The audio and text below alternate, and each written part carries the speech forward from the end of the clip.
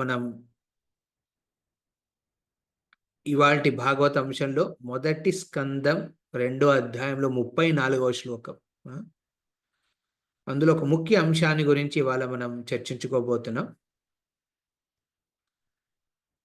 భగవంతుడు ఎందుకు ఈ భౌతిక ప్రపంచంలో అవతారాలు ఎత్తుతాడు, దాని గురించి అక్కడ వర్ణించబడి ఉన్నది. సో భాగవతం స్టార్ట్ చేసే ముందు అందరికీ మనం మంగళాచరణ చేద్దాం. ఓం నమో భగవతే వాసుదేవాయ.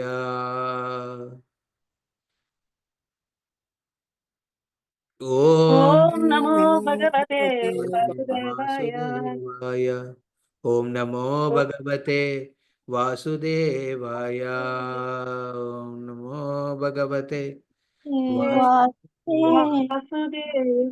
నారాయణ నమస్కృత్యం నరం చైవ నరోత్తమం దేవీం సరస్వతిం వ్యాసం తతో జయాముదీరయే. నష్టప్రాయేషు భద్రేషు నిత్యం భాగవత సేవయే భగవతి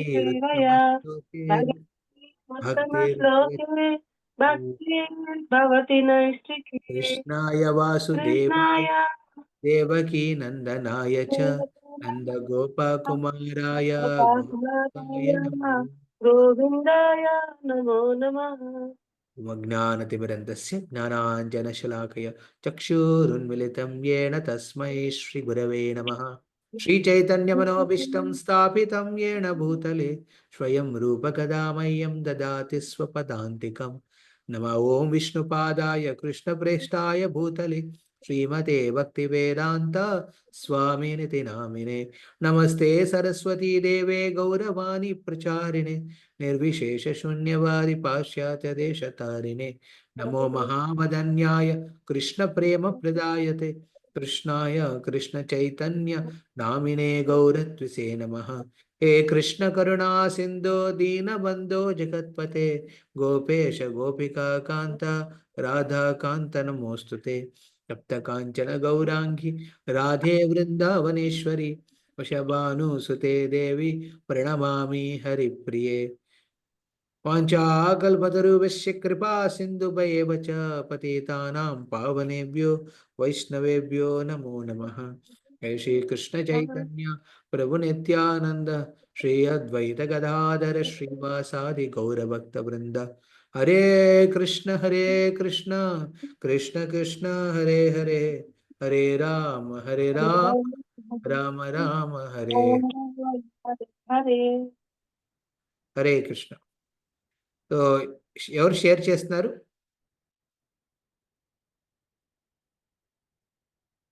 శ్రీమద్ భాగవతం 1.2.34. హరే కృష్ణ ప్రభుజీ. ప్రణామాలు ప్రభుజీ. షేర్ చేయమంటారా ప్రభుజీ? చేయండి. హరే కృష్ణ. ఓకే. హరే కృష్ణ.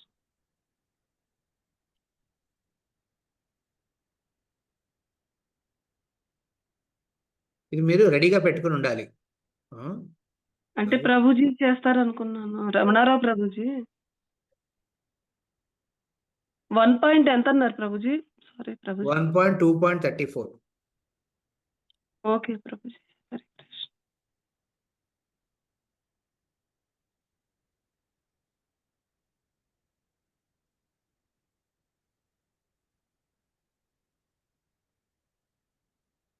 ఇది సూత గోస్వామి సవనకాది ఋషులకి భగవంతుడు ఎందుకు ఎందుకు అవతారాలు ఎత్తుతాడు దాని గురించి వర్ణిస్తున్నాడు అనమాట. వాళ్ళు అడుగుతారనమాట, భగవంతుడు ఏ అవతారాలని. ఆయన చెప్తాడు, అవతారాల గురించి వర్ణిస్తాడు. వర్ణించిన తర్వాత ఎందుకు అవతారాలు ఎత్తుతాడు అనే అంశం గురించి ఇక్కడ చెప్పారనమాట. ఈ శ్లోకం ద్వారా మనం ఇవాళ ఈ ప్రపంచానికి భగవంతుడు ఎందుకు రావాలి, వస్తే ఎలా వస్తాడు, వచ్చి ఏం చేస్తాడు, దాని గురించి మనం చర్చించుకుందాం. హరే కృష్ణ. మీరు షేర్ చేయడం అయిందా మాతాజీ? ఇక్కడేం రాలేదు ఇంకా. ఓకే ప్రభుజీ. అది ఫైల్ ఒక్కటే అవుతుంది, స్క్రీన్ షేర్ అవ్వట్లేదు ప్రభుజీ. ఫైల్ లోకి వెళ్ళి చేస్తాను. ప్రభుజీ పీడిఎఫ్ ఉంది. నేను ఇంగ్లీష్ షేర్ చేస్తాలే. Okay okay Prabhuji. హరే కృష్ణ ప్రభుజీ.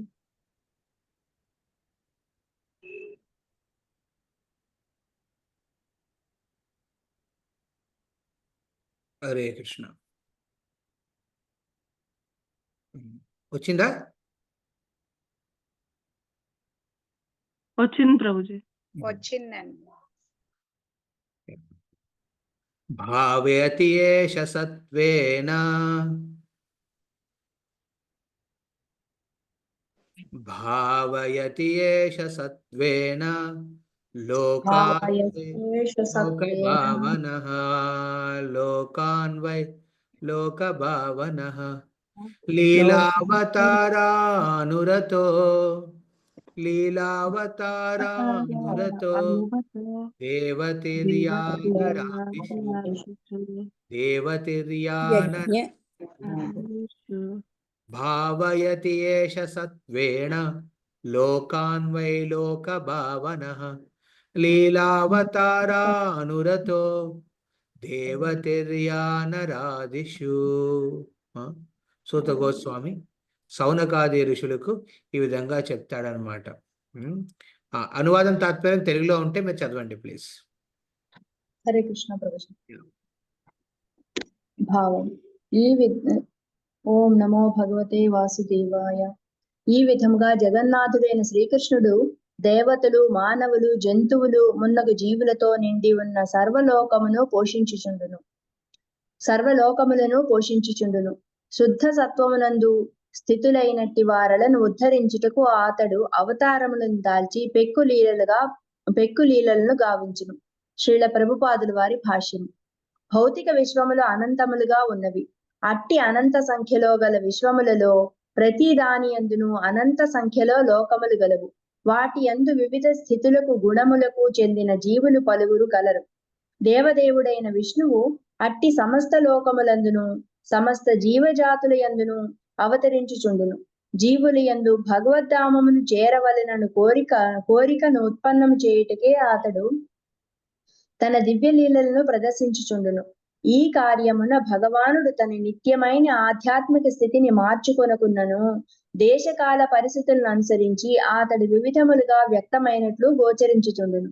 తాను స్వయంగా అవతరించినను లేదా యోగుడైన జీవునికి తన కార్యార్థమై శక్తి ప్రదానం చేసినను దేవదేవుడైన శ్రీకృష్ణుని లక్ష్యం ఒక్కటియే. అది ఏ భౌతిక జగమున క్లేశములను అనుభవించుచున్న జీవులను తన ధామమునకు చేర్చుట.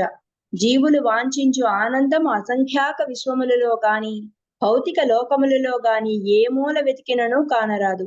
వారికి ఆ నిత్యానందము ఆధ్యాత్మిక లోకముననే లభింపగలదు. కాని గుణ ప్రభావమునకు లోనై మరుపు స్వభావము కలిగిన జీవులకు భగవద్ధామమును గూర్చిన జ్ఞానం ఏమాత్రమూ లేదు. కనుకనే శ్రీకృష్ణ భగవానుడు స్వయంగా అవతరించి గాని లేదా తన పుత్రుని ప్రామాణికుడైన ప్రతినిధిగా పంపి గాని భగవద్ధామమును గూర్చిన వివరములను ప్రచారం గావించుచుండును. అటువంటి భగవద్ అవతారములు లేదా భగవానుని పుత్రులు భగవద్ధామమును గూర్చిన సందేశమును మానవ సంఘములందేగాక దేవతల యందును మానవేతర జీవుల యందును ప్రచారం చేయుచుందురు. ఈ విధముగా వారి కార్యము సర్వ విధములైన సంఘములందును కొనసాగుచుండును. శ్రీమద్ భాగవతం నందుని భగవతత్వము మరియు భక్తియుత సేవ అను ప్రథమ స్కందంలోని 2వ అధ్యాయమునకు భక్తి వేదాంత భాష్యము సమాప్తం. హరే కృష్ణ. ధన్యవాదాలు. హరే కృష్ణ. ఒకసారి అక్బరు బీర్బలు, మీరు ఈ స్టోరీ వినే ఉంటారు కదా ముందు. అక్బర్ బీర్బల్ స్టోరీస్ ఉంటారు ముందుగా. ఒకసారి అక్బరు బీర్బలు పడవలో వెళ్తున్నారనమాట. అప్పుడు బీర్బల్ ఇలాగే చెప్పాడు ఈ శ్లోకం గురించి. భగవంతుడు స్వయంగా ఈ ప్రపంచానికి వచ్చి జీవులను ఉద్ధరిస్తాడని. భగవద్గీతలో ఏ శ్లోకం ఉండేది? పరిత్రాణాయ సాధూనా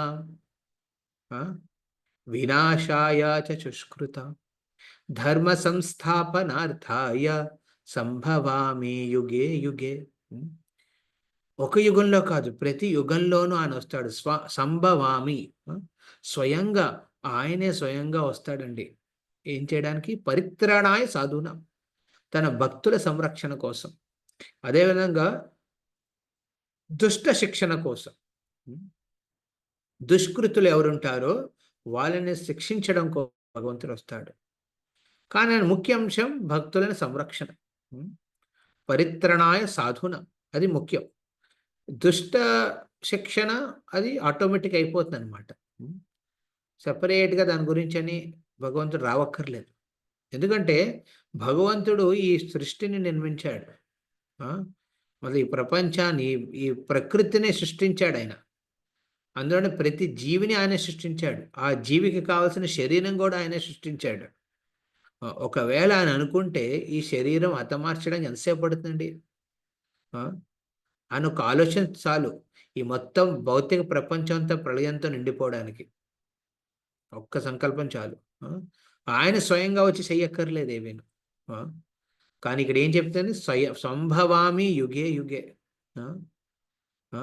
అలా దుష్ట శిక్షణ, ఎవరైతే సాధు సంరక్షణ వీటి కోసం ఏం చేస్తాడు? పరిత్రాణ సాధన వినాయక ధర్మ సంస్థాపనార్థయ, ధర్మాన్ని స్థాపించడం కోసం భగవంతుడు ఏం చేస్తాడండి? స్వయంగా వస్తాడు. ప్రతి జీవిలోనూ పరమాత్మ ఉంటాడు. మన ఈ అంశాన్ని ముందు ఒకసారి చర్చించుకున్నాం.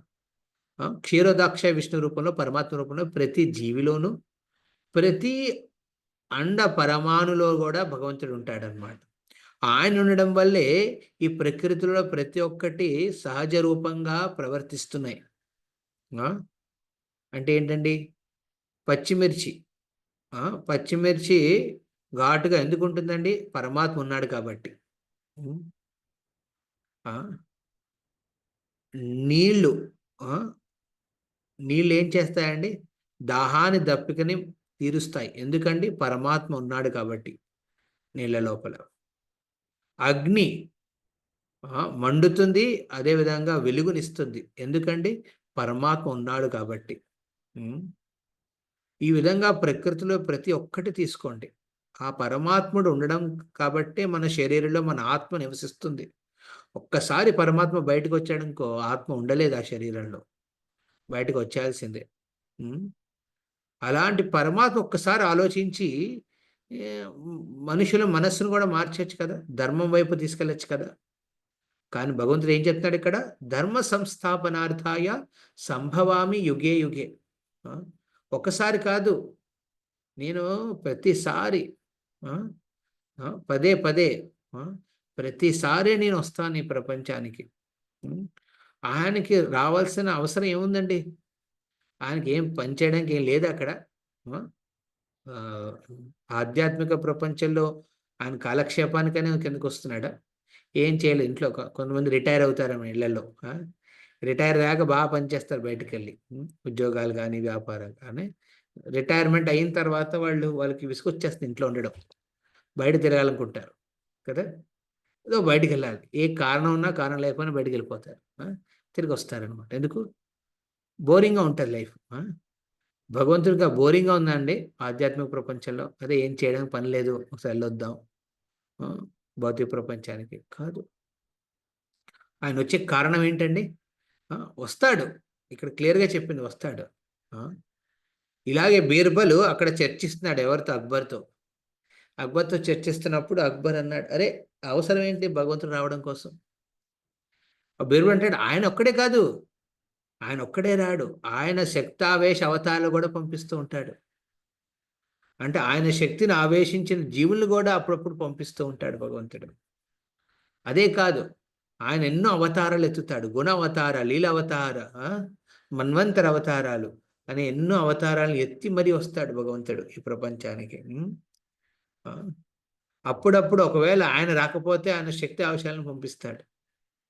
శక్తి ఆవేశాల అవతారంలో లేకపోతే అప్పుడప్పుడు ఏం చేస్తాడు? తన కొడుకుల్ని పంపిస్తాడు, తన సహచరులను, తన గూఢాచారులను ఈ ప్రపంచానికి పంపిస్తాడు, తన సేనాధిపతుని ఈ ప్రపంచానికి పంపిస్తాడు. దేనికోసం అండి? ఈ ప్రపంచంలో ఉన్న లోక కళ్యాణం కోసం. ప్రపంచంలో ఉన్న సుకృతులు ఎవరైతే సాధుత్వాన్ని పొంది ఉండాలనుకునే వాళ్ళకి సంరక్షిస్తాడు, దుష్కృతి చేసే వాళ్ళని ఏం చేస్తాడు? నిర్మూలిస్తాడనమాట. ఆయన ఒక్కడే కాదు వచ్చేది, తన సంఘం కూడా ఎగేసుకుని వస్తాడు ఆయన. కృష్ణవర్ణం త్విషా కృష్ణం సంగో పాంగస్త పార్షదం యజ్ఞై సంకీర్తన ప్రాయర్ యజంతి సుమేధశ. కృష్ణుడు స్వయంగా ఈ కలియుగంలో వచ్చాడండి. ఏ వర్ణంలో? అకృష్ణ. కృష్ణ అంటే నలుపు, అకృష్ణ అంటే నలుపు కానిది. తుషాకృష్ణం, ఆయన రంగు ఏంటంటే అకృష్ణ. కృష్ణవర్ణం తుషాకృష్ణం సంగ పంగాస్తోష పార్షదం. భగవంతుడు ఎప్పుడొచ్చినా తనతో ఆయుధాలు తీసుకొస్తాడు. కృష్ణుడు వచ్చినప్పుడు ఏం తీసుకొచ్చాడండి? మురళి తీసుకొచ్చాడు. అదే విధంగా కలియుగంలో ఈ నలుపు రంగు కాని రంగులో వచ్చిన కృష్ణుడు ఎవరిని తీసుకొస్తాడండి? అస్త్రాల కింద తన పార్షదుల్ని, తన సహచరులను తీసుకొస్తాడనమాట. సయోగులను. ఎవరండి? నిత్యానంద అద్వైత గదాధర శ్రీవాస్. ఏం చేస్తారు? వచ్చి ఆ 5గురు వచ్చి ఏం చేస్తారండి? సంకీర్తనోద్యమాన్ని ఈ ప్రపంచానికి అందజేస్తారు. సంకీర్తన ప్రాయర్ యజంతి సుమేధశ. అలాంటి చైతన్య మహాప్రభుని భక్తితో శ్రద్ధతో పూజించిన వాడు బుద్ధిహీనుడు. అంటే పూజించేవాడు యాక్చువల్లీ బుద్ధిమంతుడు. ఇలా భగవంతుడు ఒక్కడే రాడు. ఏం చేస్తాడు? తన పార్షులను కూడా తీసుకొస్తాడు, పంపిస్తాడు. ఎందుకు అని అక్బర్ అడుగుతాడు. బీర్బల్ ఆలోచించాడు, మీకు ఎలా ఆన్సర్ చేయాలి? భగవంతుడు అల్లా ఏం చేశాడు? ఒక మెసేజ్ అని పంపాడు మొహమ్మద్ని. అలాగా క్రైస్తవ ధర్మంలో కూడా చూస్తే భగవంతుడు ఏం చేశాడు? తన కొడుకుని పంపించాడు, జీసస్ని. అలా భగవంతుడు ఏం చేస్తాడు? ఎన్నో ఏర్పాట్లు చేస్తాడు ఈ జీవిని బయటకు తీసుకురావడానికి.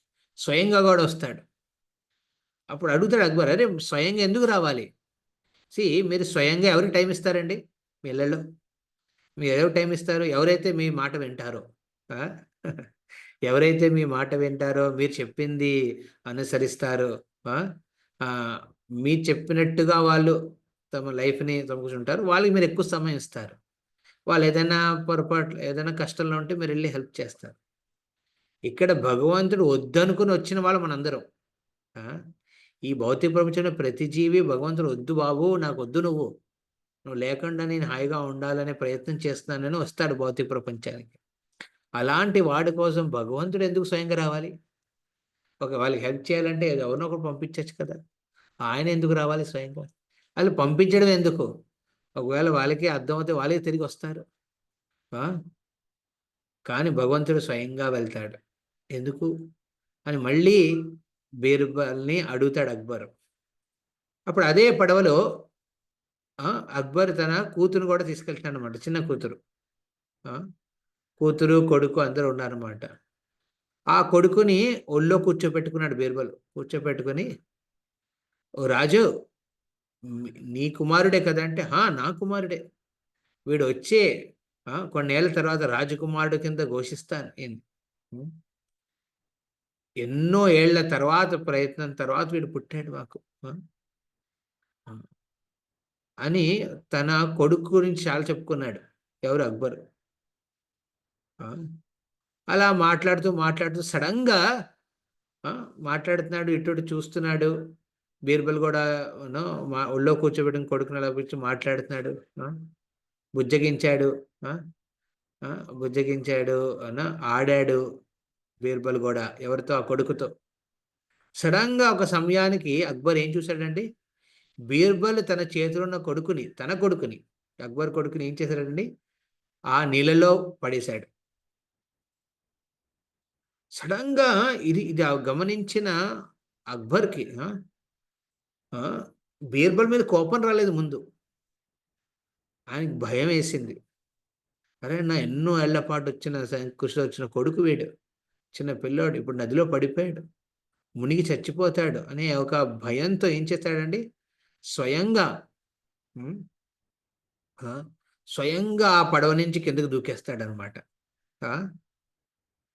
దూకి మరీ లోపలికి వెళ్ళి అలాగా లోపల మునిగిపోతున్న తన కొడుకుని పట్టుకుని బయటకు వస్తాడు.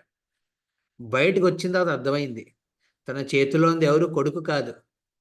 ఆ కొడుకుని ప్రతిబింబించిన ఒక బొమ్మ, ఆ కొడుకుని ప్రతిరూపంగా ఒక బొమ్మని పడేశాడు యాక్చువల్లీ బీర్బల్. అప్పుడు అక్బర్ ఎంతో అసహాయంతో ఎంతో భయపడ్డాడు. ఇప్పటిదాకా తన కొడుకు చనిపోతాడనే భయంతో. చూడగానే బొమ్మది. ఎంతో కోపంతో పడవలోకి వచ్చి బీర్బల్ని తిడతావు, ఎందుకయ్యా ఇలా చేశావు? ఏం చేశాను నేను? ఒక్క ప్రశ్న అడిగాను, దానికి ఎంత కోపం వచ్చి ఇలా చేస్తావా అంటే, ఆయన అంటాడు, మహారాజా ఇది మీ ప్రశ్నకి ఉత్తరం, ఇది నా జవాబు అనమాట. మీరు అడిగారు కదా, సెలవు ఇచ్చాను, ఇది నేను సెలవిస్తున్నాను దానికి. మీరు అడిగిన ప్రశ్నకి నేను ఇచ్చిన జవాబు ఇది. ఇప్పుడు మీరు పడవలో వెళ్తున్నప్పుడు మీ కొడుకు పడిపోయాడని మీ భ్రమలో ఉన్నప్పుడు మీకు మీకోసమని ప్రాణాలు అర్పించే ఎంతో మంది సైనికులు ఉన్నారు ఇక్కడ. ఎంతో మంది సైనికులు ఉన్నారు. ఓకే, వాళ్ళని పంపించుండొచ్చు కదా మీ కొడుకుని ప్రొటెక్ట్ చేయడం కోసం, అంటే మునిగిపోతున్న కొడుకుని పైకి తీసడం కోసం. అందులో కొంతమంది చాలా శక్తివంతులు కూడా ఉండవచ్చు కూడా, వాళ్ళు స్విమ్మింగ్ కూడా బాగొచ్చు అనుకోండి, ఈత కొట్టే వాళ్ళు బాగుండొచ్చు. వాళ్ళు పంపించుంటే ప్రాణ నష్టం ఉండేది కాదు. మీ కొడుకు ఇంచక్క బయటకు రావచ్చు, ఎలాంటి అపాయం లేకుండా. మీరు ఎందుకు చేయలేదు అలాగా అని అడిగాడు. అరే నా కొడుకు అప్పుడు అలాంటి ఆలోచన రాలేదు. సరే మహారాజు గారు, మీరు ఎనీవే నదిలో దూకి మీ కొడుకుని తీయాలనుకుంటున్నారు కదా, అప్పుడు మీరు వేసుకున్న వస్త్రాలు ఎంతో వజ్రాల వైడూలతో నిండిన వస్త్రాలు, అవన్నీ ఎంతో కాస్ట్లీ అన్నీ, ఇవన్నీ తీసైనా మీరు దూకాల్సింది కదా, అవన్నీ పాడైపోతే నీళ్ళలో వెళ్ళగానే. అదేనా ఆలోచించాలి కదా మీరు. అప్పుడు అంటాడు, అరే నాకు ఈ వజ్ర వైడూర్యాల కన్నా నా కొడుకే ఎక్కువ ముఖ్యం, వాడి కోసం ఆలోచనే రాలేదు అనగానే అక్బర్ ఇలా అనగానే బీర్బల్ అంటాడు, ఇది ముఖ్య కారణం. భగవంతుడు స్వయంగా ఎందుకు వస్తాడండి? తన శక్తుల ద్వారా, తన సంకల్పం ద్వారా ఈ భౌతిక ప్రపంచం ఉన్న ప్రతి జీవిని మళ్ళీ వైకుంఠానికి తీసుకెళ్ళచ్చు. కానీ స్వయంగా ఎందుకు వస్తాడు? అది ఆయనకున్న ఆతృత, ఆయనకున్న ప్రేమ. ఆ ప్రేమలో లాజిక్ పనిచేయదు. ఆ ప్రేమలో ఏముంటుందండి? ఒకే ఆలోచన ఉంటుంది. స్వయంగా తానే స్వయంగా భగవంతుడే వచ్చి భక్తులని ఆకర్షించే ప్రయత్నం.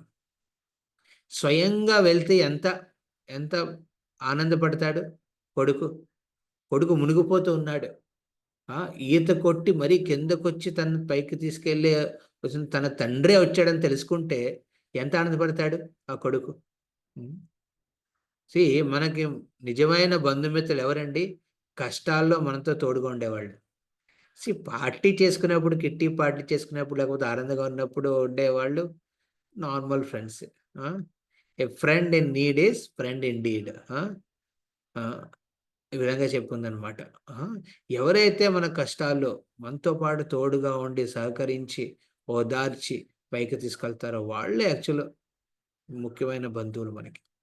అలా భగవంతుడు తన ప్రేమ వల్ల, తనకున్న జీవి మీద ఉన్న ప్రేమతో ఏం చేస్తాడండి? తనే స్వయంగా వస్తాడు. ఆలోచన రాదు ఆయనకి, ఓకే నా దగ్గర ఇన్ని శక్తులు ఉన్నాయి, అవతారాలు ఉన్నాయి, ఈ శక్తి ద్వారా తీసుకొస్తానని ఆలోచన రాదు ఆయనకి. అరే నేనే వెళ్ళాలి, నేనే సంరక్షించాలి.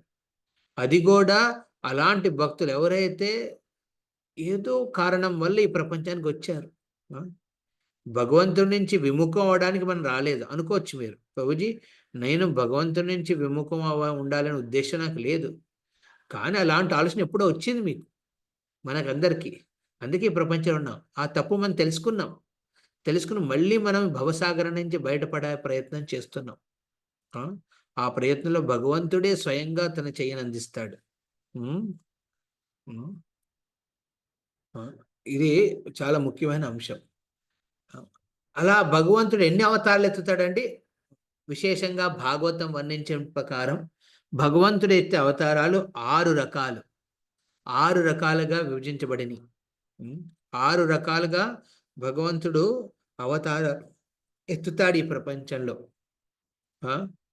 తన భక్తుల సంరక్షణ కోసం. మొదటిది ఏంటండి? పురుష అవతారాలు. భౌతిక ప్రపంచాన్ని సృష్టించినప్పుడు మొట్టమొదటి కావాల్సిన అవతారాలు ఏంటండి? పురుష అవతారాలు. మీకు ఈ ఉదాహరణ ముందు కూడా చెప్పే ఉంటాను నేను. ఒక బిడ్డ తన తల్లిదండ్రుల ఇచ్చే ప్రేమ ఆప్యాయతల్ని దూరంగా ఉండే ఉద్దేశంతో ఇల్లు వదిలి వెళ్ళిపోతాడు. కానీ తండ్రి తల్లి తెలుసు వీడు ఎక్కడికి వెళ్ళిపోతాడు, ఇంటి వెళ్ళిపోతాడు కానీ ఎక్కడికి వెళ్తాడు, ఏం తింటాడు, ఎక్కడ పడుకుంటాడు ఆలోచించి ఏం చెప్తారు కొడుకుతే, ఒరే ఎలాగో వెళ్ళిపోతున్నావు కదా వెళ్ళి ఆ పెంట్ హౌస్లో ఉండమని చెప్తారు. వాడు వెళ్ళి ఆ పెంట్ హౌస్లో ఉంటాడు కొడుకు. అమ్మయ్యా తీరింది, నాకు అసలు అవసరం లేదు, ఈ తల్లిదండ్రులు గోల భరించలేకపోతున్నాను, ఇక్కడ పీస్ఫుల్గా ఉంటాను అని పెంట్ హౌస్లో పడుకున్నాడు. పొద్దున్న లేవగానే పొద్దున్న లేచాడు, అరే స్కూల్ టైం అయిపోతుంది నేను స్నానం చేయాలి అని బాత్రూమ్ వెళ్ళగానే అక్కడ బ్రష్ మీద పేస్టు, పక్కన సబ్బు, పక్కన బకెట్లో వేడి నీళ్ళు, టవలు అన్నీ పెట్టున్నాయి. ఓ అద్భుతం అని మొత్తం మళ్ళీ అన్ని కాలకృత్యాలను తీర్చుకొని స్నానాలు చేసి బయటకు వచ్చాడు. ఆకలేస్తుంది, ఆకలేసి ఇటువంటి చూస్తున్నాడు ఎక్కడ ఏముందని. చూడగానే డైనింగ్ టేబుల్ మీద ఒక ప్లేట్లో ఇడ్లీ, చట్నీ అన్నీ పెట్టున్నాయి. తిన్నాడు. తర్వాత బట్టలు వేసుకోవాలనుకున్నాడు. చూడగానే అక్కడ యూనిఫామ్ ఐరన్ చేసి పెట్టుంది, వేసేసుకున్నాడు. బాగుంది, ఈ పెంట్ హౌస్ నేను అడగకుండా నేను చేస్తున్నాయి, ఆనందపడ్డాడు. తర్వాత స్కూల్ యూనిఫామ్ వేసేసుకున్నాడు, బుక్స్ సర్దుకున్నాడు, బ్యాగ్ వెళ్తున్నప్పుడు సడన్గా డోర్కి ఎదురుగుండా టిఫిన్ క్యారీ పెట్టుందనమాట. ఓ ఇది నా లంచ్ కని ఎంతో ఆనందంతో పెట్టుకుని వెళ్తూ బస్సు ఎక్కి వెళ్ళాడు. బస్సు ఎక్కి వెళ్తున్నప్పుడు ఇది మంచిది యాక్చువల్లీ, నా తల్లిదండ్రులు రోజు విసిగించేవారు, ఒరే లేవరా, ఒరే వెళ్ళరా, స్నానం చేసి రారా, భోంచేది కానీ ఇలా విసుక్కునేవారు. కానీ ఈ చూడండి ఇక్కడ ఇల్లు, ఈ పెంట్ హౌస్లో ఎవ్వరూ అడగేది లేదు, నేను ఆలోచించక ముందే అన్నీ చేస్తున్నాయి ఇక్కడ అని ఎంతో ఆనందపడ్డాడు. కానీ ఆ పిల్లోడికి తెలియని, ఆ మూర్ఖుడికి తెలియని ఒక విషయం ఏంటండి, ఇవన్నీ వెనకాతల నుంచి అందజేసి ఏర్పాట్లు చేసిన తల్లిదండ్రుల్ని చెయ్యని వాడు చూడలేకపోయాడు. అదేవిధంగా మనం జీవులం బహిర్ముఖులమై భగవంతుడిని ఉద్దేశించి నాకు వద్దయ్య నువ్వు, నీ సేవ చేసే అదృష్టం నాకు వద్దు, నేను దురదృష్టవంతంగానే ఉండాలనుకుంటున్నాను అని ఆలోచించిన ప్రతి ఒక్క జీవి ప్రపంచానికి వస్తాడు. కానీ ఎక్కడికి వెళ్తాడు? అందుకే భగవంతుడు ఈ ప్రపంచాన్ని సృష్టిస్తాడు. ఇలా బహిర్ముఖులైన జీవులే పునరోగతి కోసం ఈ ప్రపంచం నిర్మించబడింది. ఏదైనా సిటీ ఉంటే అందులో ఒక జైలు ఉంటుంది కదా, జైలుఖానా ఉంటుంది, కారాగారం ఉంటుంది. ఎందుకండి ఎవరైతే ఒక సాధారణ ఒక సిటిజన్ కింద ప్రవర్తించిన వాడికి ఏమని చేస్తారండి, అక్కడ పెట్టి పనిష్మెంట్ ఇచ్చి వాడిని మళ్ళీ తిరిగి రిఫార్మ్ చేయడానికి ప్రయత్నిస్తారు. అదేవిధంగా ఈ భౌతిక ప్రపంచం ఒక కారాగారం లాంటిది అనమాట. ఇక్కడ వచ్చిన ప్రతి జీవి రిఫార్మ్ అవడం కోసం ఇది ముఖ్య ఉద్దేశం. అలా వచ్చిన ఈ జీవికి ఒక స్థానం ఇవ్వాలి, ఒక స్థలం ఇవ్వాలి, ఒక శరీరం ఇవ్వాలి. అందుకే భగవంతుడు ఏం చేస్తాడండి, కారణదోక్షాయి విష్ణువు, ఇది మొదటి పురుష అవతారం అనమాట. పురుష అవతారం రూపంలో కారణదోక్షాయి విష్ణువు రూపంలో వచ్చి ఆయన శరీర రంధ్రాల ద్వారా బ్రహ్మాండాల్ని సృష్టిస్తాడు అనమాట. అలా సృష్టించిన ఒక్కొక్క బ్రహ్మాండం ఒక ప్రిజన్ సెల్ లాంటిది అనమాట. అలాంటి బ్రహ్మాండాలు ఆయన మళ్ళీ గర్భోదక విష్ణువు రూపంలో ప్రవేశిస్తాడు. ఆయన ప్రవేశించకుండా ఈ బ్రహ్మాండంలో జీవం రాదు. అలా ప్రవేశించిన భగవంతుడు ఎవరు? గర్భోదక విష్ణు తన నాభి నుంచి బ్రహ్మని సృష్టించి ఆ బ్రహ్మ ద్వారా మొత్తం జీవరాశిని సృష్టిస్తాడు, లోకాల్ని సృష్టిస్తాడు. అలా విష్ణువు గర్భోదక విష్ణువు రూపంలో ఎన్నో పరిస్థితులను ఏర్పాటు చేస్తాడు. జీవికి బహిర్ముఖంగా భగవంతుడికి విరుద్ధంగా ఉండి తన ఆనందాన్ని పొందడం కోసం. మీకు ఒకవేళ మీ మాట వినకపోతే మీరు వెళ్తారా? వెళ్ళరు. కానీ భగవంతుడు చూడండి, మీరు వద్దయ్యా అని చెప్పిన ఆయన వెనకే వస్తున్నాడు. వెనక రావడానికి ముందుగానే వెళ్ళి మన కోసం ఈ ప్రపంచాన్ని సృష్టించాడు, జీవరాశిని సృష్టించాడు. తన కర్మ ప్రకారం ఒక జీవి ఒక్కొక్క యోని నుంచి ఇంకో యోనికి జన్మ ఎత్తుతాడనమాట. అలా మారడానికి సిస్టమ్ని ఎవరు క్రియేట్ చేశారండి? భగవంతుడే. అందుకే భగవంతుడు ఏం చేస్తాడు, మూడో రూపంలో క్షీరోదాక్షాయ విష్ణు పరమాత్మ రూపంలో ప్రతి ఒక్క జీవిలో క్యాలిక్యులేట్ చేస్తూ ఉంటాడనమాట. ఎన్ని జన్మలు ఎత్తాడు, వీడి కర్మ ఎంత, ఇప్పుడు ఎంత అనుభవించాలి ఈ జన్మలో, వచ్చే జన్మలో ఇంకెంత అనుభవించాలి, వచ్చే కర్మలు ఏం చేస్తున్నాడు, అవన్నీ పరీక్షిస్తాడనమాట భగవంతుడు. ఈ విధంగా ఇది ఒక మొదటి రకం అన్నమాట. మొదటి రకం పురుష అవతారాలు అన్నమాట ఇవి. అదేవిధంగా రెండో రకం అవతారాలు ఏంటంటే అవి లీల అవతారాలు. లీల అవతారాలు అంటే మన ఈ భాగవతం రెండో అధ్యాయంలో వీటి గురించి వర్ణించబడింది లీల అవతారాలు. విశేషంగా కుమార నుంచి స్టార్ట్ అవుతుందన్నమాట. చతుర్కుమారులు నారద, వరాహ, మత్స్య, యజ్ఞ పురుష, నరనారాయణ ఋషులు, కర్దమ ముని, కర్దమి అంటే కపిలముని, దత్తాత్రేయుడు, హయశ్రివ, హంస అవతారం, పృష్ణి గర్భ అంటే ధ్రువుడికి చూపించిన ఒక రూపం అన్నమాట. ధ్రువప్రియ అంటారు కూడా. ఋషభ అవతారం, రాజా ఋషభదేవ్, జైనిజం స్టార్ట్ అయింది అక్కడి నుంచి. పృథు మహారాజు, నరసింహ అవతారం, కూర్మ అవతారం, ధనవంతరి అవతారం, మోహిని, వామన, ఈ విధంగా ఒక 24 ఇళ్ళ అవతారాలు వర్ణించబడి ఉన్నాయన్నమాట. బలరాముడు, వ్యాసదేవుడు, రామచంద్రుడు, పరశురాముడు, దశావతారాలు కూడా వస్తాయన్నమాట. బౌద్ధుడు, కల్కి, కృష్ణ. ఈ విధంగా భగవంతుడు అవతారాలు ఎత్తాడు. వీటిని లీల అవతారం అంటారు. లీల అవతారం అంటే ఏంటంటే ఈ రకాన్ని ఇక్కడికి వచ్చి ఒక లీల చేస్తాడు. ఎలాంటి లీల? సాధు సంరక్షణ, దుష్ట శిక్షణ, ధర్మస్థాపన, ఇలాంటి ఆస్పెక్ట్స్ కోసం భగవంతుడు లీలలు చేస్తాడనమాట. లీలలు చేయడానికి ఇంకో ఉద్దేశం ఏంటండి? భగవంతుడు ఈ ప్రపంచంలో ఉన్న ప్రతి ఒక్కరిని మళ్ళీ తిరిగి ఆకర్షించడం కోసం.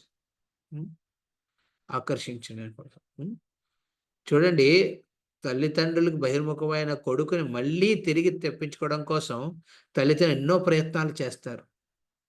ఎన్నో ప్రేమతో నిండిన కార్యాలు చేస్తారనమాట తన హృదయాన్ని గెలుచుకోవడం కోసం.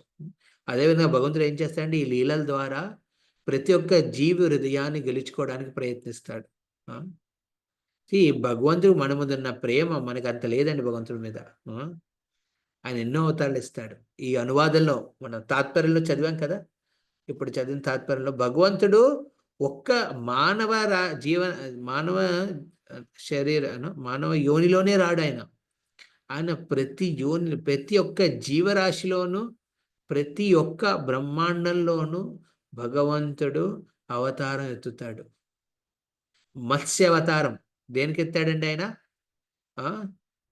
న్యాచురల్లీ వేదాన్ని సంరక్షించడం కోసం, సత్యవేత రాజాకి కొంచెం సహాయం చేయడం కోసం అని మత్స్య అవతార రూపంలో వచ్చాడు. అదేవిధంగా మత్స్య అవతారంలో ఆయన ఈ ప్రపంచంలో ఉన్న ప్రతి ఒక్క జలరాశులని ఆకర్షించడం కోసం ఆయన వస్తాడు. అలా ఆ జలరాశులని మత్స్యావతారాన్ని చూసి ఆకర్షపడతావు, భగవంతుడు మళ్ళా ఉన్నాడు, అలా ఆకర్షణ పొంది వాళ్ళల్లో ఒక భక్తి సుకృతి కలుగుతుందనే ఉద్దేశంతో మత్స్యావతార రూపంలో వస్తాడు. అదేవిధంగా భగవంతుడు ఎన్నో అవతారాలు. హంస అవతారం పక్షుల కోసం, నరసింహ అవతారం నరహరి రూపంలో ఉన్న ప్రతి ఒక్కరితో వాళ్ళ కోసం. భృగురామ, పరశురాముడు, ఈ విధంగా ఎన్నో అవతారాలు ఎత్తి జీవులని తన లీలల ద్వారా ఆకర్షిస్తాడనమాట. తన లీలల ద్వారా ఆకర్షించి తమ హృదయాలను తమ వైపు మళ్లించేలా ప్రయత్నం చేస్తాడు భగవంతుడు. అందుకే మనం ఈ లీలావతారాల గురించి ఎంతో శ్రద్ధతో వినాలి. విన్నప్పుడు ఏమవుతుందండి, మనకు కూడా ఆ లీలలు చేసిన భగవంతుడి ప్రతి ఒక ఆకర్షణ పెరుగుతుంది. మీలలో చాలా మంది నరసింహస్వామిని చూసి ఆకర్షపడతారు. ఎందుకంటే ఆయన లీలలు చూశారు, విన్నారు ఆయన లీలల గురించి. అదేవిధంగా ఇందులో కొంతమంది న్యాచురల్గా శ్రీరామచంద్రుడి ప్రతి ఆకర్షణ ఉంటుంది. ఎందుకంటే ఆయన లీలలు అమోఘమైనవి, అపారమైనవి, అద్భుతమైనవి, ఎలాంటి లోపాలు లేనివి అనమాట. కొంతమంది కృష్ణుడు లీలలు చూసి ఆకర్షపడతారు. కొంతమంది ఈ విధంగా నారదమునులు భక్తి శైలిలో ఇలాంటివి లీలలు చూసి ఆకర్షణ పడతాం అనమాట. ఇది ముఖ్య ఉద్దేశం. భగవంతుడు లీలలు ఎందుకు చేస్తాడండి? లీ ఆ, తన భక్తులని ప్రతి ఒక్క జీవిని ఆకర్షించడం కోసం. ఇది క్యాంపైనింగ్ లాగా అనమాట. ఇప్పుడు పొలిటికల్ పార్టీస్ క్యాంపైనింగ్ చేస్తాయన్నమాట. వెళ్ళి అనౌన్స్మెంట్స్ చేస్తాం, ఇలా చేస్తాం, అలా చేస్తామని. కానీ ఇక్కడ భగవంతుడు చెప్పడు, ఓన్లీ చేస్తాడు, చేసి చూపిస్తాడు అనమాట. ఆయన ఓన్లీ చెప్పి వదిలేయడు, చేసి మరీ చూపిస్తాడు ఆయన. చూడండి, ఈ విధంగా నేను సంరక్షిస్తాడు. దీనికి ఉదాహరణ యాక్చువల్లీ ఒక్కొక్క లీల ఇవాళ టాపిక్లో ఎన్నో అవతారాల గురించి మాట్లాడుకోబోతున్నాం.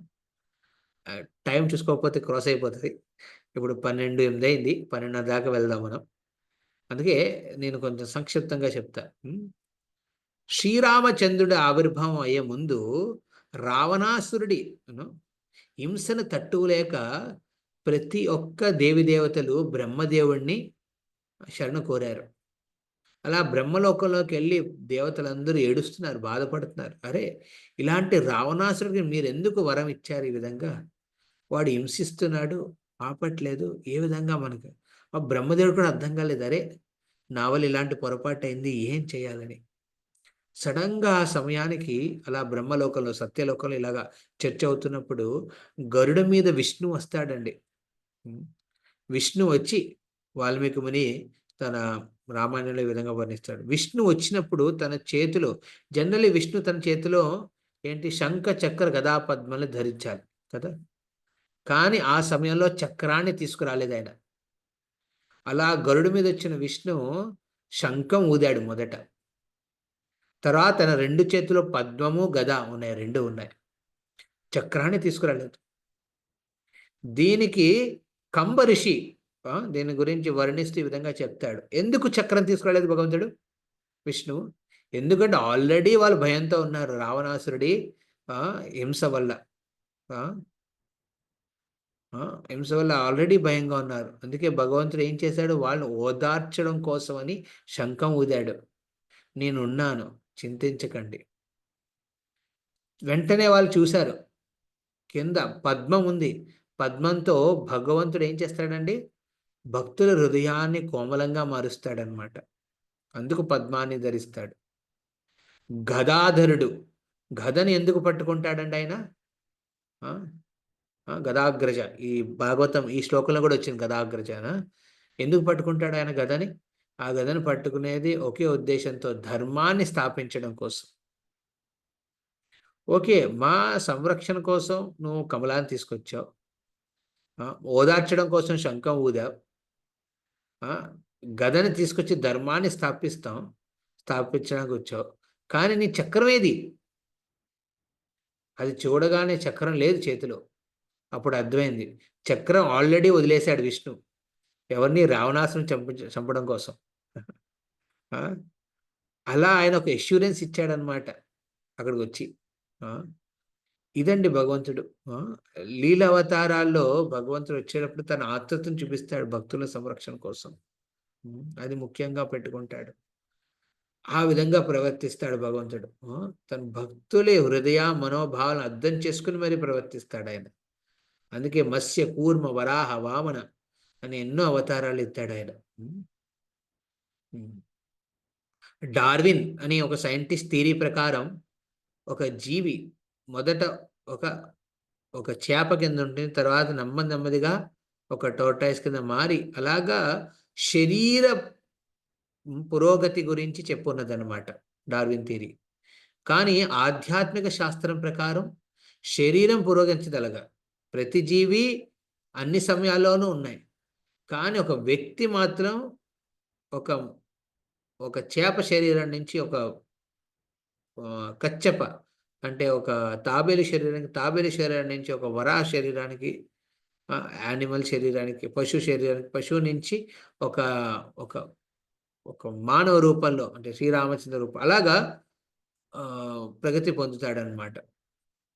ఈ అంశాన్నే సిద్ధిస్తూ సిద్ధాంతాన్ని స్థాపిస్తూ ఈ దశ అవతారాలు ఉన్నాయన్నమాట. అందులో చూడండి, మత్స్య, కూర్మ అన్నీ పెరుగుతున్నాయి. శరీరం ప్రకారం చూడండి అవి పెరుగుతున్నాయి డార్విన్ థియరీ ప్రకారం. తర్వాత నరహరి అంటే సగం మనిషి సగం ఒక మృగం అన్నమాట. ఆ విధంగా ఒక ఈ సిద్ధాంతాన్ని ఆబ్వియస్లీ శరీరం ప్రకారం ఆ సిద్ధాంతం పనిచేయదు, కానీ ఆధ్యాత్మికంగా మనందరం కూడా ఒకప్పుడు ఇలాంటి జలరాశిలో ఉన్నామేమో, వనరాశిలో ఉన్నామేమో, అలాగే వృక్షాల రాశిలో ఉండి అలా మానవ జీవితంలోకి వచ్చాం మనం. ఈ విధంగా భగవంతుడు ఏం చేస్తాడు, ఎన్నో లీలల ద్వారా ప్రతి ఒక్క జీవరాశిని ఆకర్షిస్తాడనమాట. ఆయన ఏంటది, వృక్షాల్లో కూడా ఒక రూపాన్ని ధరించి వస్తాడనమాట.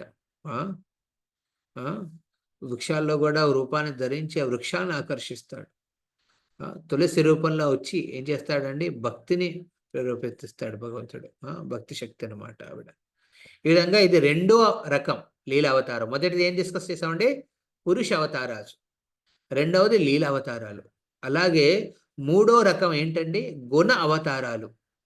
గుణ అంటే తెలుసు కదా మనకి, 3 గుణాలు. ఈ ప్రపంచంలోనే ఈ గుణాలు ప్రభావం ఉంటుంది. మయాధ్యక్షేణ ప్రకృతి సూయతే సచరాచరం. భగవంతుడి అధ్యక్షంలో ఈ మాయలు ఏంటంటే త్రిగుణాత్మక. ఈ త్రిగుణ అంటే 3 గుణాలు ఏం చేస్తాయంటే ప్రతి ఒక్కరిని నియంత్రణం చేస్తున్నాయి. గుణ ఈ కర్మాని, ఈ గుణాలు ఏంటంటే సత్వగుణం, రజోగుణం, తమోగుణం. ఈ గుణాతీతులైన గుణాతీతి ఎవరండి, భగవంతుడు. అలా గుణాతీతుడైన భగవంతుడు ఏం చేస్తాడండి, ఈ ప్రతి ఒక్క గుణం ప్రకారం ఉన్న ఈ గుణ ప్రభావంలో ఉన్న జీవులని ఏం చేస్తాడండి, ఉద్ధరించడం కోసం అవతారాలు ఎత్తుతాడనమాట. అదే గుణావతారాలు. సత్వగుణంలో భగవంతుడు విష్ణు రూపంలో వస్తాడు, విష్ణుతత్వ రూపంలో వస్తాడనమాట. అలా వచ్చి తన పూజా విధానాల ప్రకారం సత్వగుణంలో ఉన్న ప్రతి ఒక్కరిని ఆకర్షిస్తాడు. అదేవిధంగా భగవంతుడు రజోగుణ అతీతుడైన భగవంతుడు ఏం చేస్తాడండి, మహాదేవుడి రూపంలో, సదాశివుడి రూపంలో వచ్చి ఆ రజోగుణ ప్రభావితంలో ఉన్న తమోగుణ ప్రభావితంలో ఉన్న జీవులను ఆకర్షిస్తాడు తన పూజా విధానాల ప్రకారం, విధి విధానాల ప్రకారం. ఇది తమోగుణ అని అతీతుడైన అవతారం ఏదండి, మహాదేవుడు. రజోగుణ అతీతుడైన భగవంతుడు బ్రహ్మదేవుడి రూపంలో వస్తాడు, ఇది ఇంకొక అవతారం. త్రిమూర్తులు ఉన్నారు కదండి, వాళ్ళు గుణవతారాలు అనమాట. వాళ్ళు వచ్చి ఏం చేస్తారు, ఆ గుణాలని నియంత్రణలో ఉన్న జీవులని దాని నుంచి బయటికి తీసుకొచ్చే ప్రయత్నం చేస్తారు. అందుకే భగవంతుడు ఇన్ని అవతారాలు ఎత్తారు. కారణం అనువాదంలో చర్చించబడింది కదా, శుద్ధ సత్వానికి తీసుకురావడానికి. ఎవరిని, జీవులను. ఇప్పుడు మనం అర్థం చేసుకోవాలి, మన అందరం కూడా ఈ ప్రపంచంలో ఈ త్రిగుణాత్మక, ఈ త్రిగుణ ఆధ్వర్యంలో, నియంత్రణలో మనం ఉన్నాం, గుణ నియంత్రణలో ఉన్నాం. చెప్పండి, మీ రోజు పొద్దున ఆరంభం అవుతుంది సత్వగుణంతో, నెమ్మదిగా మధ్యాహ్నం అయ్యేసరికి రజోగుణం పెరుగుతుంది అనమాట. కార్యం చేయాలి, ఫలితాల గురించి ఆశిస్తాం, ఇది చెయ్యాలి, అది చెయ్యాలి, అప్పుడు కోపం వస్తుంది, రజోగుణం. అలా నెమ్మదిగా సాయంత్రం అయ్యి రాత్రి అవ్వగానే మళ్ళీ తమోగుణంలోకి వెళ్ళి వ్యక్తి ఏం చేస్తాడంటే నిద్రిస్తాడు. కానీ ఈ ప్రపంచంలో తమోగుణ సమయంలో వ్యక్తులు నిద్రించట్లేదు. ఏం చేస్తున్నారండి, తమోగుణ కార్యాలు చేస్తున్నారు. అంటే 4 నియమాలు ఉల్లంఘించే కార్యాలన్నింటినీ చేస్తున్నారు వాళ్ళు రాత్రుల పూట. ఎందుకు, వాళ్ళు గుణ అతిథులు కాదు, వాళ్ళు గుణ నియంత్రణలో ఉన్నారు కాబట్టి ఆ ప్రభావం ఉంటుంది, ఆ గుణ ప్రభావం. అదేవిధంగా మనం తినే తిండి, మనం చేసే తపస్సు, మనం చేసే దానం, మనం అర్చించుకునే జ్ఞానం, మనం కలిసే సంఘాలు, ఇవి కూడా ఈ 3 గుణాల ప్రభావంలోనే ఉంటాయి. కాలం కూడా ఆ విధంగా ఉంటుంది, తినే తిండి కూడా అదే విధంగా ఉంటుంది. ఈ విధంగా మనం గుణ నియంత్రణలో ఉన్నాం మనందరం. విశేషంగా భక్తులు ఏం చేయాలండి, రజోగుణంలో, మనం జనరలీ కలియుగంలో ప్రతి ఒక్కరూ రజోగుణ తమోగుణ ప్రభావంలో ఎక్కువ ఉంటారు. ఎంతైనా గమనించండి, మన రజోగుణం తమోగుణం. రజోగుణం అంటే ఏదో సాధించాలి, భౌతికంగా ఫలితాలను అందించాలి. ఫలితం లేకుండా ఏ కార్యాన్ని చేయను. ఆ ఆశతో స్వార్థులు కూడా అవుతూ ఉంటారు రజోగుణం ఉన్నవాళ్ళు. తమో గుణాలు ఏంటంటే ఏ కార్యం చేయరు, కానీ అలా అని వాళ్ళు సత్వగుణం ఉన్నట్టు కాదు. వాళ్ళు ఆ, ఎంతో నీచమైన కార్యాలు కూడా సిద్ధమైపోతారనమాట తమో గుణం ఉన్న వాళ్ళు. సొంతంగా వాళ్ళ జీవితాన్ని హింసించుకుంటారు, మిగతా వాళ్ళ జీవితం కూడా హింసిస్తారనమాట తమో గుణం వాళ్ళు. అదేవిధంగా సత్వగుణంలో ఉన్న వాళ్ళు ఏంటంటే వాళ్ళు ఆనందంతో ఉంటారనమాట. జ్ఞానం, సుఖం అనే 2 అంశాల మీద ఎక్కువ ధ్యానం పెడతారు. ఆ విధంగా ఈ గుణ ప్రభావంలో ప్రతి ఒక్క జీవి ఒక విధంగా ప్రవర్తిస్తాడు. అలాంటి గుణంలో ఉన్న వాళ్ళని నెమ్మదిగా తమో గుణం వాళ్ళు రజోగుణానికి, రజోగుణం వాళ్ళు సత్వగుణానికి తీసుకురావాలి. సత్వగుణం అనేది వెరీ ఇంపార్టెంట్ అన్నమాట. ఆధ్యాత్మిక జీవితాన్ని మీరు పాటించాలనుకుంటున్నారు శ్రద్ధతో, మీరందరూ కూడా మీ జీవితంలో సత్వగుణాన్ని పెంచుకోవాలి. మీరు ప్లేన్ ఎక్కాలండి. ఇప్పుడు ప్లేన్ ఎక్కాలంటే మీరు మీ ఇంట్లో మేడ మీద నుంచుని నేను ప్లేన్ ఎక్కేస్తానంటే అవుతుందండి? కుదరదు. మీరు ఇక్కడి నుంచి గన్నవరం ఎయిర్పోర్ట్‌కి వెళ్ళాలి. గన్నవరం ఎయిర్పోర్ట్‌కి వెళ్ళాలి. ఎయిర్పోర్ట్ వెళ్ళిన తర్వాత అక్కడ అన్ని స్క్రీనింగ్ అవి అయిన తర్వాత నీకు టికెట్ ఉంటే, స్క్రీనింగ్‌లో పాస్ అవుతే, ఎలాంటివి ఏం లేక టైంకి సమయానికి చేర్చుకుంటే తర్వాత ఆ విమానం వస్తది. ఆ విమానంలో ఒక లైన్ ప్రకారం వెళ్ళి కూర్చోవాలి. అప్పుడు ఆ విమానం మీకు పైకి తీసుకెళ్తుంది. అదేవిధంగా భక్తుల జీవితంలో తమో రజోగుణ ప్రభావం నుంచి బయటపడాలి. బయటపడితేనే భక్తి కార్యాలు చేసే ఆలోచన, భక్తి కార్యాలను నియమితపూర్వకంగా ప్రతిరోజు చేసే శ్రద్ధ అవన్నీ వస్తాయి. సత్వగుణ జీవితానికి మనం పరివర్తన అవ్వాలి. Very important. అలా సత్వగుణ పరివర్తనం అయిన తర్వాత అది ఎలా అంటే ఎయిర్పోర్ట్‌కి వెళ్ళడం లాంటిది అనమాట.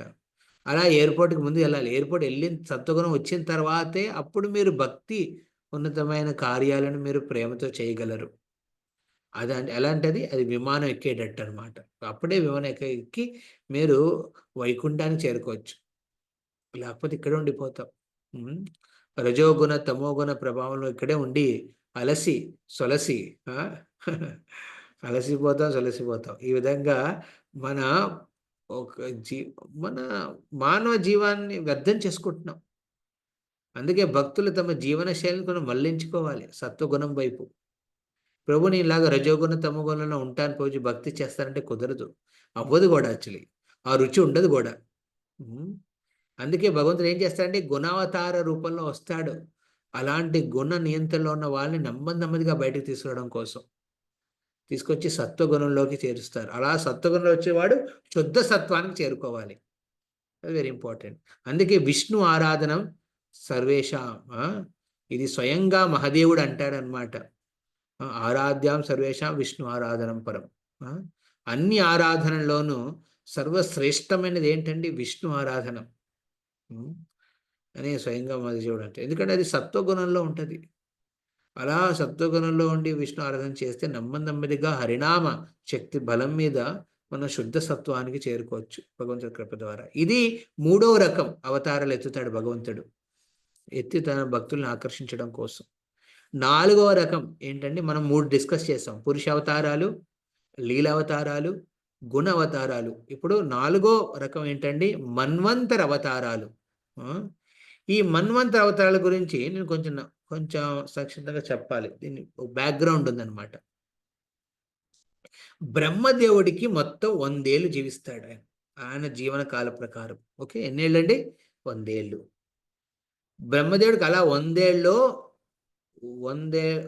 ప్రతి ఏడాదిలో ఒక 12 నెలలు ఉంటాయి. అలా బ్రహ్మదేవుడు 12 నెలల్లోనూ ఒక్కొక్క నెలలో 30 రోజులు ఉంటాయి. అలా ఒక్కొక్క రోజుకి ఒక పొద్దున్న ఒక రాత్రి అని ఉంటుంది. అలా బ్రహ్మదేవుడు ఒక పొద్దున్న ఒక రోజు అంటే పొద్దు రోజు అంటే రోజు రాత్రి, ఓకే, పగలు రాత్రి, ఒక పగలు సుమారు 1000 చతుర్యుగాలు అన్నమాట. బ్రహ్మదేవుడు ఒక పగలు ఎన్నండి? సుమారు ఒక 1000 చతుర్యుగాలు. చతుర్యుగం అంటే సత్య, త్రేత, ద్వాపర, కలి అనే 4ని కలిపితే చతుర్యుగాలు. అలా 4 × 1000, 1000, అది 1000 చతుర్యుగాలు. బ్రహ్మదేవుడు ఒక రోజు అవుతుంది, ఒక పగలు అవుతుంది. అలా బ్రహ్మదేవుడు ఒక రాత్రి ఉంటుంది. అలా ఆయన రోజులు 1 నెల, అలా 12 నెలలు, ఒక ఏడాది, అలాగా 100 ఏళ్ళు ఉంటాడు ఆయన బ్రహ్మదేవుడి జీవితం. ఇప్పుడు సుమారు బ్రహ్మదేవుడికి 50 ఏళ్ళు అయినాయి. ఆయనకి 50 ఏళ్ళు నిండినాయి ఇప్పుడు. ఇది 51వ ఏట. 51వ ఏటలో మొదటి రోజు, ఒక ఏడాదిలో మొదటి రోజు ఉంటుంది కదండి, ఆ మొదటి రోజు అన్నమాట ఇది. ఆ మొదటి రోజులోని ఎన్ని ఉంటాయండి? 1000 చతుర్యుగాలు ఉంటాయన్నమాట. ఆ 1000 చతుర్యుగాల్లోనూ ఇప్పుడు నడిచేది ఏంటండి? 28వ చతుర్యుగం అన్నమాట. ఆ 28వ చతుర్యుగాల్లోని మన కలియుగంలో ఉన్నాం ఇప్పుడు ప్రస్తుతం. సో సమయాన్ని మనం అర్థం చేసుకోవాలి. ఈ భౌతిక ప్రపంచంలో సమయం ప్రభావం చాలా స్ట్రాంగ్గా ఉంటుంది. ఒక చీమ మేబీ 12 రోజులు ఉంటుంది, అయితే 2 నెలలు ఉంటుంది. ఒక ఆవు 12, 14, 16 ఏళ్ళు ఉంటుంది. ఒక కుక్క 10 to 12 ఏళ్ళు ఉంటుంది. మనిషి 60 ఏళ్ళు, 70 ఏళ్ళుగా ఉంటాడు. లేకపోతే మంచిగా హెల్త్ ఉంటే 100 ఏళ్ళకి. దేవి దేవతలు వాళ్ళ మన మన 6 నెలలు వాళ్ళకి ఒక రోజు కింద ఉంటుంది. ఆ విధంగా సమయం ఉంటుంది నెమ్మదిగా పెరుగుతుంది అన్నమాట. ఈ భౌతిక ప్రపంచంలో ఈ కాలం ఈ విధంగా పనిచేస్తుంది. అలా బ్రహ్మదేవుడు ఒక పగలులో మొత్తం ఎన్ని యుగాలనండి? 1000 చతుర్యుగాలు ఉన్నాయి. ఆ 1000 చతుర్యుగాలని నియంత్రించే 14 మంది ఉన్నారు. ఆ 14 ఎవరండి? బ్రహ్మదేవుడి మానసపుత్రులు అనమాట. మన్వంత అవతార్స్ అంటారు, మనువులు అంటారు వాటిని. వాళ్ళు బ్రహ్మదేవుడి నుంచి పుట్టిన వాళ్ళు అనమాట. ప్రతిరోజు బ్రహ్మదేవుడు సృష్టించాల్సి వస్తుంది. పొద్దున్న లేవగానే ప్రళయం వచ్చి పడుకుంటాడు కదా, పడుకుని ప్రళయం వస్తుంది, లేవగానే మళ్ళీ సృష్టించాలి. అప్పుడు మనువుని సృష్టిస్తాడు.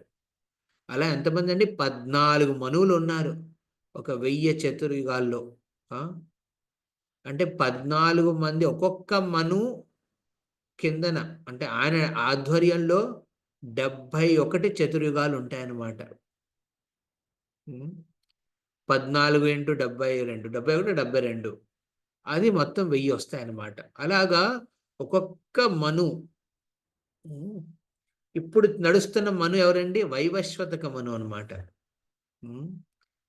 వైవస్వత మనువులో 28వ చతుర్యుగం నడుస్తుంది. కరెక్ట్. ఈ 14లో 7వ నంబర్ మను ఎవరండి? వైవస్వత మను ఇప్పుడు నడుస్తుంది. మొదటి మను ఎవరండి? స్వయంభూ మను. అప్పుడప్పుడు భగవంతుడు ఏం చేస్తాడండి? అవతారాలు ఇలాగా ఈ సృష్టి నిర్మించినప్పుడు బ్రహ్మదేవుడి ద్వారా ఈ మానవ లోకాన్ని ముందు తీసుకెళ్ళడానికి మనువులు ఉంటారనమాట. మన పేరు మానవుడు అని ఎందుకు వచ్చిందంటే మనువు వాళ్ళే. మనువే మన జీవరాశిని సృష్టిస్తాడనమాట. అలా ఒకవేళ మనువు లేనప్పుడు ఏం చేస్తాడండి? స్వయంగా భగవంతుడే ఆ మను రూపంలో వస్తాడు. ప్రతి 14 మనువులు ఉన్నప్పుడు కూడా భగవంతుడు ఒక అవతారాన్ని ఎత్తుతాడనమాట. అవన్నీ నియంత్రించడం కోసం, ఆధ్వర్యంలో చూసుకోవడం కోసం. మొత్తం 14 మనవంత అవతారాలు. యజ్ఞ, విభు, సత్యసేన, హరి, వైకుంఠ, అజిత, సార్వభౌమ, ఋషభ, విశ్వక్షేణ, ధర్మ, సుధమ, యోగేశ్వర, బృహద్భాను.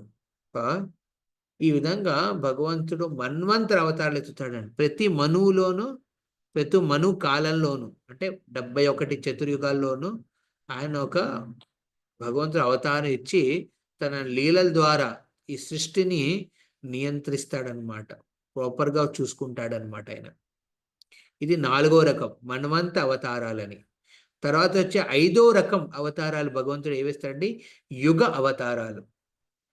ప్రతి యుగం, సత్య, త్రేత, ద్వాపర, కలిలో ఆయన ఏం చేస్తాడంటే ప్రతి యుగ ధర్మాన్ని స్థాపించడం కోసం ఆయన ఏం చేస్తాడు? ఒక అవతారాన్ని ఎత్తుతాడు.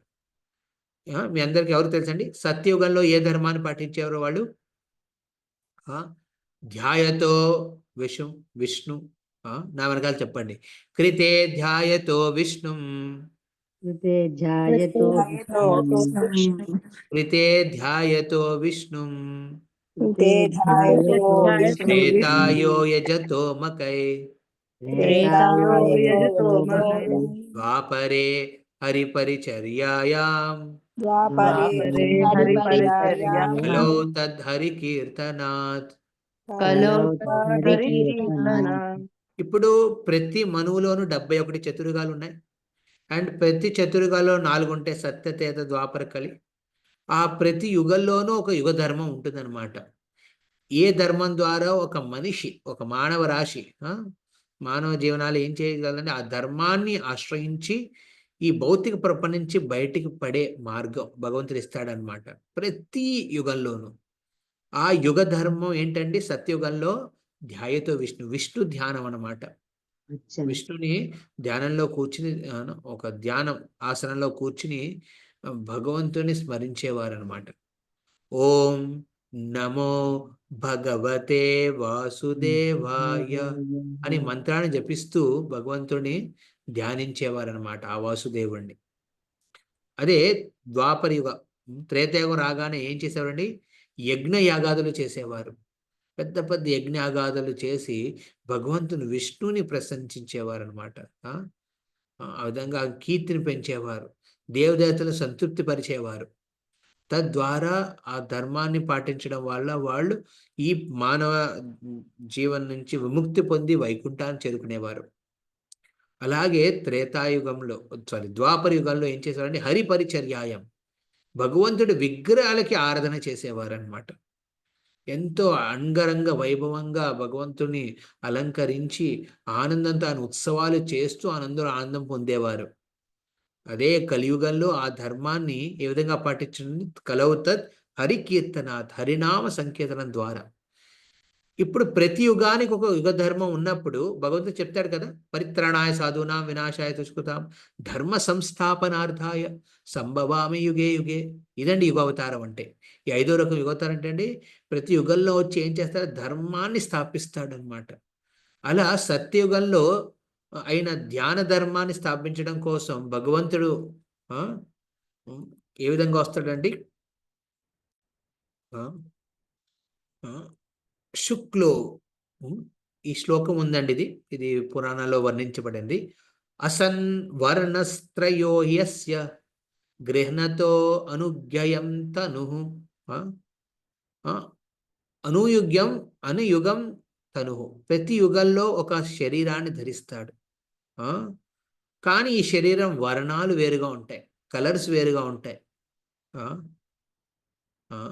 ఏ కలర్స్ అండి? ప్రతి యుగంలో సత్య త్రేత ద్వాపర కలి. సత్యయుగంలో ఏంటండి? శుక్లో రక్తస్తదా పీత ఇదనిం కృష్ణతం గతః. సత్యయుగంలో ఏంటండి మనం అనుకున్నది? ధ్యానం, భగవంతుని. సో ధ్యాయతో విష్ణు కదా. ఈ యుగ ధర్మాన్ని స్థాపించడం కోసం ఆయన విష్ణు ఏ వర్ణాన్ని తీసుకుని ఏ వర్ణంలో వస్తాడండి? శుక్ల వర్ణం. ఒక శుక్ల వర్ణంలో వస్తాడనమాట, తెలుపు రంగులో వచ్చి ఈ యజ్ఞ ధర్మం ధ్యాన ధర్మం గురించి చెప్తాడనమాట. విష్ణు ధ్యానం ఎలా చేయాలని గురించి చెప్తాడు. అదేవిధంగా ద్వాపర యుగంలో ఇప్పుడు శ్రీరామచంద్రుడు వచ్చాడు కదండి, ఆ త్రేతాయుగంలో ఏంటంటే ధర్మం? యజ్ఞయాగాదులు. వాటిని స్థాపించడం కోసం యజ్ఞ పురుషుల రూపంలో, యజ్ఞ పురుషుడు ఏ రంగులో ఉంటాడంటే రక్త రంగంలో, ఎరుపు రంగులో ఉంటాడనమాట. ఆ ఎరుపు రంగు యజ్ఞ పురుష రూపంలో భగవంతుడు ఆవిర్భవిస్తాడు ఈ ప్రపంచంలో. ఇది ఒక యుగ అవతారం. అదేవిధంగా ద్వాపర యుగంలో ఏం చెప్పుందండి ఇక్కడ? ఇదానీం కృష్ణతాం గతః. హరిపరిచర్యాయం, భగవంతుడి విగ్రహ ఆరాధన ఎలా చెయ్యాలనేది ఎవరు చెప్పారండి? స్వయంగా కృష్ణుడే చెప్పాడు. అందుకే ఆయన నలుపు రంగులో వచ్చాడు. ఆయన కృష్ణం అంటే నలుపు. ఆ కృష్ణ నలుపు రంగులో భగవంతుడు వస్తాడండి. కృష్ణుడి రూపంలో వచ్చి భగవంతుడు ఆరాధన ఎలా చేయాలో చెప్పాడు ఆయన. అంటే విగ్రహ ఆరాధన ఎలా చెయ్యాలో స్వయంగా కృష్ణుడు ఏం చేశాడండి? తన వజ్రనాభుడి ద్వారా ఎన్నో విగ్రహ స్థాపనలు చేశాడు, దాని ఆరాధన. అలాగా కలియుగంలో ఏం చేస్తాడండి? శుక్ల రక్త తదా పీతవర్ణం. పీత అంటే పసుపు రంగు. పీత అంటే పసుపు, బంగారం. పీతం అంటే బంగారం. పీతవర్ణంలో వస్తాడు, బంగారు రంగులో వచ్చి యుగధర్మం ఏమిటండి? హరికీర్తనాద్, హరినామ సంకీర్తన ఉద్యమాన్ని మొత్తం ప్రపంచానికి చాటి చూపిస్తాడు. ఈ విధంగా ప్రతి యుగానికి ధర్మాన్ని స్థాపించడానికి భగవంతుడు ఒక్కొక్క రంగులో వస్తాడు. శుక్ల రక్తస్తదా పీత ఇదనిం కృష్ణం గతః. ఇదండి ఏం చేసే యుగావతారం. ఇది భాగవతంలో 10వ స్కందంలో ఈ విధంగా వర్ణించబడింది.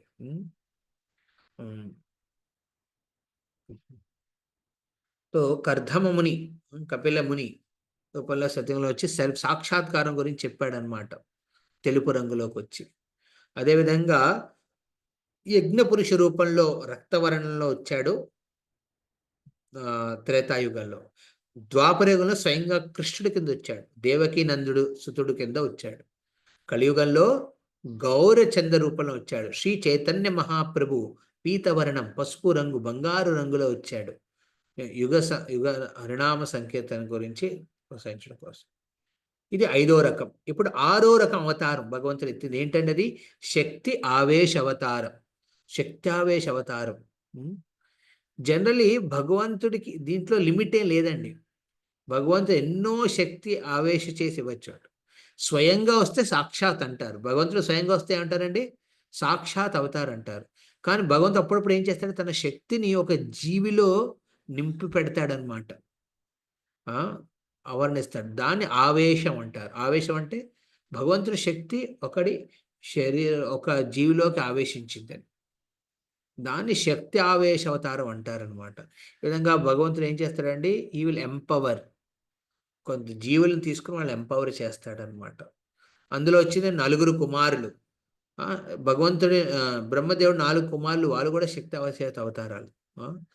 వాళ్ళు ఏ శక్తితో ఆవేశం అయ్యారు? జ్ఞానం అనే శక్తితో. జ్ఞానశక్తి ఉండడం వల్లే వాళ్ళు ఏంటండి ఎటు అటు చూడలేదు, ఆ బ్రహ్మచర్యాన్ని మెయింటైన్ చేయాలనుకున్నారు. అదేవిధంగా నారదముని ఒక శక్తి ఆవేశ అవతారం. నారదమునిగా వచ్చినప్పుడు భగవంతుడు ఏ శక్తిని ఆవేశించాడండి? అందులో భక్తి శక్తి, ప్రేమమయ భక్తి ఎలా చెయ్యాలి అనే శక్తిని ఆ నారదమునిలో ఆవేశించి పంపించాడనమాట, శక్తి ఆవేశ అవతారం. అదేవిధంగా బ్రహ్మదేవుడు కూడా గుణావతారంలోకి వస్తాడు, అదేవిధంగా శక్తి ఆవేశాలలో కూడా వస్తాడు. సృష్టి ఎలా చెయ్యాలి, సృష్టి, ఆ సృష్టి శక్తి అంతా ఆవేశమైంది ఎవరిలో ఉండి? బ్రహ్మదేవుల్లో. అందుకే ఆయన సృష్టిస్తున్నాడు అనమాట. బ్రహ్మదేవుడు ఒంటరిగా ఏం చేయట్లేదు, ఆయనకు శక్తి అంతా ఎవరిస్తున్నారండి? సాక్షాత్ విష్ణు, సాక్షాత్ భగవంతుడు నారాయణుడు ఇస్తున్నాడు అనమాట. పృథు మహారాజులో పాలన శక్తి, అంటే రాజ్యాన్ని ఎలా పాలించాలి అనే శక్తిని ఆవేశించి పృథు మహారాజుని ప్రపంచానికి పంపించాడు భగవంతుడు. అందుకే పృథు రాగానే మొత్తం ప్రపంచంలో ఉన్న ప్రాబ్లమ్స్ అన్నింటినీ రిజాల్వ్ చేయడం స్టార్ట్ చేశాడు, పాలన శక్తి. పరశురాముడు లీలావతారంలో కూడా వస్తాడు. అదేవిధంగా పరశురాముడు కూడా శక్తి ఆవేశావతారం. ఆయన స్వయంగా విష్ణు కాదండి, విష్ణు శక్తిని ఆవేశించిన ఒక జీవి అన్నమాట పరశురాముడు. అలాగా ఏ శక్తి అండి? అది సంహారణ శక్తి. దృష్టుల్ని సంహరించే శక్తి అంతా ఆయనను ఇమిడ్చి ఉందన్నమాట. అందుకే శక్తి అవతారం. అదేవిధంగా వ్యాసదేవుడు, వేదవ్యాసుడు ఎవరైతే భాగవతం రచించారో, వేదాలను రచించారో, ఏ శక్తి తీసుకొచ్చారండి? భగవంతుడి జ్ఞానశక్తిని, నాలెడ్జ్ని. ఆ జ్ఞానాన్ని కూడా ఏ విధంగా ఇతరులకు పంచాలనే ఆ శక్తిని తీసుకొచ్చిన అవతారం ఏంటంటే వ్యాస మహర్షి, వ్యాసదేవుడు. ఈ విధంగా భగవంతుడు ఎన్నో లీలలు చేస్తాడండి, ఎన్నో లీలలు భక్తులను ఆకర్షించడం కోసం. ఈ ప్రపంచానికి మళ్ళీ ఈ ప్రపంచంలో ఉన్న ప్రతి జీవిని మళ్ళీ తిరిగి తన స్వధామానికి చేర్చే. అదర్వైజ్ ఏంటంటే ఈ ప్రపంచంలో ప్రతి ఒక్కరు భగవంతుని మర్చిపోయారు. అందుకే భగవంతుడు స్వయంగా వచ్చి ఆ జీవులని ఆకర్షించి తన లీలల ద్వారా మళ్ళీ తిరిగి తీసుకెళ్లే ప్రయత్నం చేస్తాడు. తను ఒక్కడే కాదు, ఇలా ఎన్నో అవతారాల రూపాల్లో శక్తి అవతార మనం ఏం తీసుకొస్తున్నాం? ఆరు రకాల కింద తీసుకొస్తున్నాం. పురుష అవతారాలు, లీల అవతారాలు, గుణ అవతారాలు, మన్వంతర అవతారాలు, యుగ అవతారాలు, శక్తి ఆవేశ అవతారాలు. ఈ అవతార రూపాల ద్వారా ఏం చేస్తున్నాడంటే ప్రతి ఒక్కరికి ఒక అవకాశం ఇస్తున్నాడు భగవంతుడు, మళ్ళీ తిరిగి రావడం కోసం. అలాంటి భగవంతుడికి మనం ఒకవేళ సహకరించి మనం కూడా మన భక్తిని ఆస్వాదిస్తూ మిగతా వాళ్ళకి పంచిపెట్టామనుకోండి, భగవంతుడు ఎంతో ఆనందపడతాడు. అలాంటి భక్తుల మీద ఎంతో ప్రేమను చూపిస్తాడు భగవంతుడు. becomes to show.